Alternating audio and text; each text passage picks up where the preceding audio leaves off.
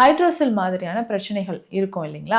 ஹைட்ரோசில்ல scrotum என்லார்ஜ்மென்ட் இருக்கு, varicocele problem இருக்கு. இத சரி செய்றதுக்கு ரெகுலரா நம்ம ஃபாலோ பண்ண வேண்டிய விஷயங்கள் அப்படின்னு பார்க்கும்பொழுது, இது ஹைட்ரோசில் இருந்தாலும் சரி, வெரிகோசில் ப்ராப்ளம் இருந்து எசோஸ்பெர்மியா கண்டிஷன் இருக்குனாலும், சில மூலிகைகள நம்ம பயன்படுத்தலாம். இதற்கு இந்த கஷாயத்த நீங்க பயன்படுத்தி, இந்த குடிநீராக நீங்க குடிச்சுக்கிட்டே வரும்பொழுது, உடல்ல இருக்கக்கூடிய நரம்புகள் சம்பந்தப்பட்ட பிரச்சனைகள், எரெக்ஷன் ப்ராப்ளம் உங்களுக்கு குணமாக ஆரம்பிக்குது. சரிங்க. அப்படி என்ன ஒரு கஷாயம் நம்ம குடிக்க போறோம்? இத நீங்க தெரிஞ்சுக்கோங்க. முதல்ல நம்ம பயன்படுத்த வேண்டியது ஓரிதழ் தாமரைங்க. இந்த ஓரிதழ் தாமரை பொடியாக நீங்க வாங்கி வச்சுக்கோங்க. ஓரிதழ் தாமரை பொடி 100 கிராம் நமக்கு தேவைப்படுது. அடுத்ததாக நீர்முள்ளி. நீர்முள்ளி அப்படின்னு சொல்றது ஆண்களுக்கு ரொம்ப முக்கியமான ஒரு மூலிகை.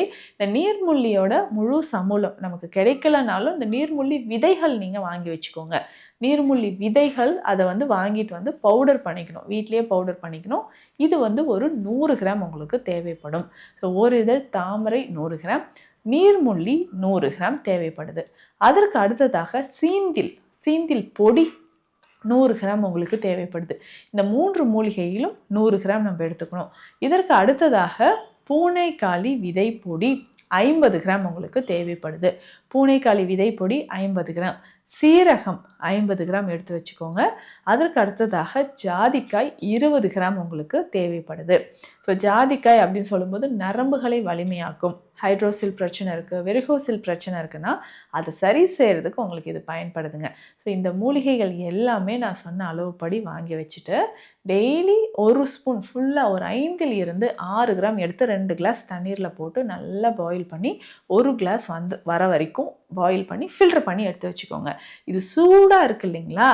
இதில் ஒரு நெய் சேர்க்கணும்னு நான் சொன்னேன். அது எந்த நெய் அப்படின்னு பார்த்தோம்னா அஸ்வகந்தா நெய் அப்படின்னு சொல்கிறது. இது எந்த டைமில் குடிக்கலாம் அப்படின்னா காலையில் உணவு எடுத்த பிறகு நீங்கள் குடிச்சிட்டு வரணும். எந்த அளவுக்கு குடிக்கலாம்னா ஒரு 60லிருந்து 80 ml. இதில் ஒரு அரை ஸ்பூனோ ஒரு ஸ்பூன் நெய்யோ சேர்த்து நீங்கள் குடிச்சிக்கிட்டே வரணும். இதனால் என்ன பெனிஃபிட் அப்படின்னு கேட்டிங்கன்னா எரெக்ஷன் தொடர்பான பிரச்சனை இருந்தாலும் அதிகமான உடல் உஷ்ணம், வெரிகோசில் ப்ராப்ளம் இருக்குது அப்படின்னா இந்த மாதிரி ஆண்மை சம்பந்தப்பட்ட பிரச்சனைகளுக்கு மிக சிறந்த ஒரு கஷாயம் நெய் மருந்து உங்களுக்கு நான் சொல்லியிருக்கிறேன்.